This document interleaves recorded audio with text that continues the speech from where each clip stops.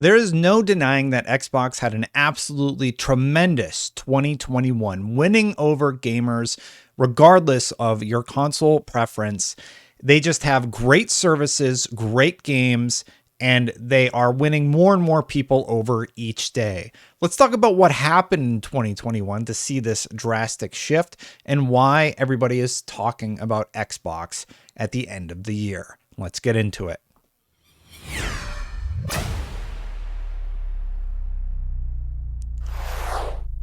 So I think it goes without saying that one of the major things that happened in 2021 was the acquisition of Bethesda. The fact that they bought Bethesda, the fact that a large amount of the Bethesda library came to Xbox Game Pass and will be exclusive to Xbox for years to come is one of the biggest things to happen, not only in the industry, but definitely for Xbox this last year. This is the roundtable that happened earlier in 2021 and sort of set the gaming community on fire. People wanted to know, is the next Elder Scrolls going to be Xbox exclusive? Is Starfield going to be Xbox exclusive? And those questions have been answered with a resounding yes. For years, Xbox was criticized for not having enough content exclusives. And in 2021, they said, okay, we're going to do something about that. They bought Bethesda, and now they have a large set of games coming throughout the years. Sony's answer has been to acquire several fantastic companies and bolster their library further. It's going to be really interesting to see where these two companies end up landing. Two of the games coming next year include Starfield, which we've only seen a teaser of thus far. It has everybody talking right now, and people know that Bethesda makes a certain type of games that speak to gamers. Games like Fallout, games like Doom from id Software, part of the Bethesda family. But Elder Scrolls, Fallout, and these sort of RPG adventures that have funny, quirky storytelling that just suck you in and keep you immersed in their worlds are what we're going to be experiencing. And Starfield looks poised to address a lot of that desire from gamers everywhere. This acquisition, largely throughout the year of 2021, and it will continue to be a conversation point going into 2022, is going to have people just talking about Xbox for years to come. I've made a silly graph with my hands where I talked about the two companies catching up. And I think more and more people are buying into that idea as they see the strategies that have been implemented. The writing was on the wall in 2020 about what they were planning to do. And 2021 was the first year where they really nailed it. Looking at games like Redfall that are also slated for 2021, no date yet, but it looks to answer that community aspect that maybe games like Fallout 76 didn't quite hit right, but this looks to feed into for the years to come. We've seen some leaked screenshots of very, very early prototypes, and this comes off more like a Destiny, more like a Borderlands than it does like anything else the company has done before.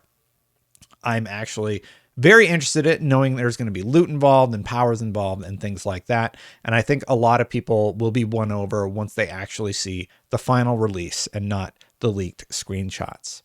So that was just one of the major things that happened this last year that really, really won people over.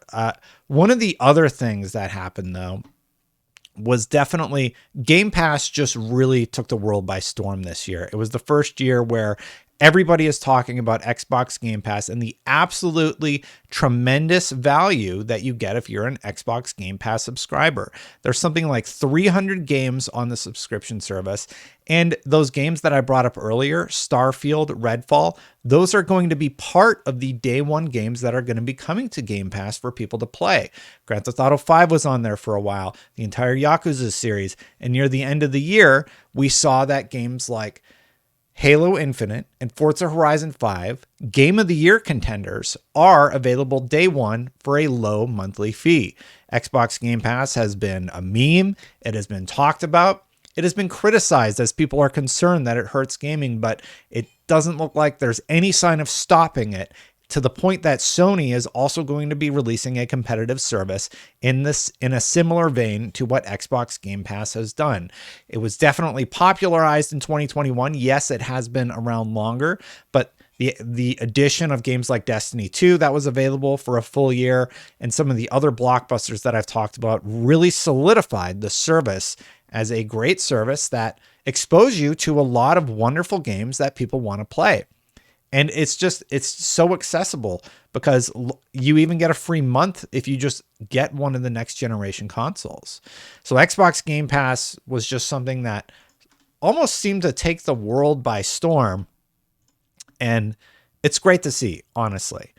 One of the other things that Xbox has been doing that really speaks to a lot of people, and they've really, really committed to this, that was accessibility. They've been working with, people who have different needs than the traditional gamer and talking to them about their controller. They've been doing this for years. And this year, a lot of the titles, a lot of the services on their console even are able to allow more gamers to play from everywhere. It's something that they even seem to be doing better than almost anybody else on the market. It's specifically they've specifically designed this controller to be accessible to a wide variety of people. They allow you to use a controller with it. You can even play with keyboard and mouse on several of their games on the Xbox Series X and Xbox Series S console. It just exposes more people to gaming, meaning that more people get to play, and that makes everybody happy at the end of the day, right? It's something they've really focused on. They focused on it for years, and that effort is paying off in 2021 with a lot of recognition and people talking about why it's important to them and why this is just such an achievement in just the gaming industry. One of the other things that a lot of people scoffed at was smart delivery. Now, smart delivery means anytime you get a game, at least the first party games, no matter what console you play on, you get the best version of that game. That's just what you get. You don't have to pay any additional fees. There's no additional cost. They just upgrade it. They've updated hundreds of games on the Xbox console, old games, new games, pushing a lot of them to 60 FPS, adding 4K textures to a lot of their products. They're constantly getting updates to their older games. I know Fallout 3 just got an update. Fallout New Vegas just got an update. Constantly, smart delivery is proving to be just a wonderful service that people love. And you almost didn't even know you wanted it until you were able to use it for the first time and actually get to experience it. Another service similar to that are the cloud-based services, being able to play on your phone with something like a Razer Kishi, or like here, I have my box right here. You can play with your Razer Kishi. You just attach it to your phone and you're able to get up and go. This works great for a household where maybe one person's on the console and somebody else wants to play one of their games. And there's a huge demographic for this. Like, look, if you scoff at cloud gaming and just think there's nowhere for it to go, there are just so many people out there who maybe can't afford the new console, but they have a phone, and you don't really need a powerful phone. You don't even actually need a modern Xbox, because a lot of the newer games like Flight Simulator, Halo Infinite, Forza, they might not be natively available on those older consoles, but with cloud streaming, you're able to use older hardware to play newer games, or at least experience them. So when you do have enough funds to actually purchase one of those next gen consoles, you kind of have an idea what you're in for. And it just expands their audience so much. You can play on PC, you can play on Apple devices, you can play on Android devices, you can play on old consoles, which has been rolled out near the end of the year. It has been a tremendous service, servicing many gamers throughout the world. And I think the most important thing, and the reason that a lot of this ended up taking off, was because of this last point that I want to make. The end of 2021, Xbox just had phenomenal games. I have not been able to put down Halo Infinite, and many people are having a blast, not only with the campaign, but also with multiplayer, and they're just having a great time. And it's not just about Halo Infinite. People know that in 2022, they're going to continue to get a lot of those other games that I mentioned, like Starfield, Redfall, and this was just a taste of what's to come. Seeing Forza Horizon 5 get Game of the Year from several different people, at least racing game of the year, is no small feat. The game is absolutely gorgeous. And guess what? It's available as part of their services. I always talk about the Xbox ecosystem and just how impactful it is to the gaming world. And I think we're going to see this idea reshape the industry in the years to come. So the video is about how Xbox reshaped the industry in 2021. And those are just some of the points that I noticed really taking off this year. Were there some that I missed? Let me know about it in the comments below. And while I have you, if you like my videos, please consider hitting that subscribe button, hitting that bell. I'm fighting a cold right now. Thank you so much to everybody who has subscribed, and a special thank you to all of the members.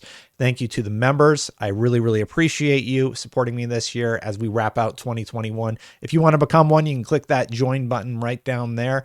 I'm going to get out of here. I got to get my Halo matches in for the day, try and rank up my battle pass, and maybe even play a little bit of Destiny. But I hope you're having a great holiday, and I'll see you for the next one. Bye for now, everybody.